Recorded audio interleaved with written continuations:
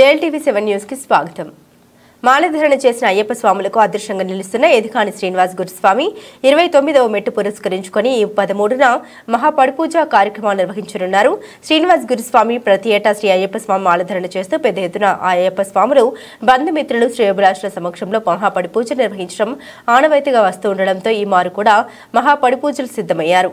కుకట్పల్లి నియోజకవర్గం old Boinpally division పరిధిలో గల దుబాయ్ గేట్ వైశ్య బ్యాంక్ కాలనీలో ఉన్న శ్రీనివాస్ గురుస్వామి నివాసం వద్ద నిర్మించనున్న ఈ మహాపడిపూజ సందర్భంగా తెల్లవారుజామున గణపతి హోమం, శ్రీ సత్యనారాయణ స్వామి వ్రతం, శ్రీ శివ పార్వతుల కళ్యాణం అనంతరం మహాపడి పూజలు నిర్వహిస్తూ ఉన్నామని JLTV 7 CEO గవ్వాల శ్రీనివాసులతో మంగళవారం నాడు వివరించారు।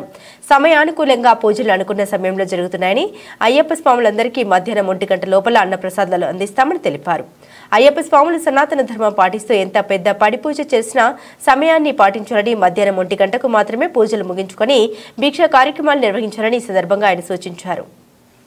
అయ్యప్ప, నేను శ్రీనివాస్ గురుస్వామి, ఇక్కడ Dubai gate Vysya bank colony. మా దగ్గర 13వ తారీఖు రోజు ఎవ్రీ ఇయర్ 13వ తారీఖు రోజే అయ్యప్ప స్వామి పడి పూజ ఉంటుంది స్వామి। ఈసారి పడి పూజ, గణపతి హోమం, సత్యనారాయణ వ్రతము, శివపార్వతుల కళ్యాణం కూడా ఉంటుంది స్వామి। ఎన్ని పూజలు చేసినా మళ్ళీ సమయానికి స్వాములకు భిక్ష అందించడం ముఖ్య ఉద్దేశం కాబట్టి కరెక్ట్ 12:30కు భిక్ష స్టార్ట్ అవుతుంది స్వామి। కావున ఇక్కడ ఈ వీడియో చూస్తున్న భక్తులు, స్వాములు ఎవరున్నా కూడా ఆ పూజకు కంపల్సరీగా అటెండ్ కావాల్సిందిగా ప్రార్థన। స్వామి శరణం, స్వామి శరణం। నాది ఇది 29వ శబరియాత్ర స్వామి। నాకు ఈ విధంగా సపోర్ట్ చేస్తున్న మా తల్లిదండ్రులకు, ఫ్యామిలీ మెంబర్స్కి, ప్లస్ మా గురుస్వాములకు అందరికీ రుణపడి ఉంటా స్వామి। ఇట్లా ఎవ్రీ ఇయర్ కూడా మాల వేసుకోవాలని కోరిక స్వామి। అందరూ అయ్యప్ప దీవెనతో మంచిగా ఉండాలి కోరిక స్వామి। స్వామి శరణం, అయ్యప్ప శరణం। కొన్ని సూచనలు ఉన్నాయి స్వామి। స్వాములు ఎంత పెద్ద పూజ చేసినా అని కూడా స్వాములకు టైంకి భిక్ష పెట్టడం, మళ్ళీ ఇంతకుముందు తెలిసి తెలియక చేసిన ఏదైనా తప్పులు ఉన్నా అని కూడా అవన్నీ చేంజ్ చేసుకోవడం, ఇయర్ కొద్దిగా తెలుసుకొని అవి పాటించడం మంచి స్వామి।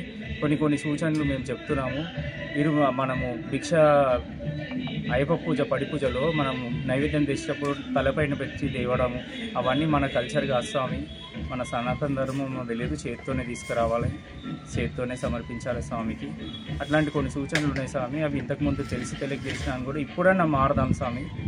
ప్రతిసారి మాలేసుకోవడం కాదు, ప్రతిసారి ఒక మంచి అలవాటు నేర్చుకోవడం మన మెయిన్ ఉద్దేశంగా ఉంచుకొని ఆ విధంగా సనాతన ధర్మానికి ఎప్పుడు కట్టుబడి ఉంటామని సంకల్పించుకొని మాలధారణ చేయాలని ఆశ స్వామి। స్వామి శరణం, స్వామి శరణం।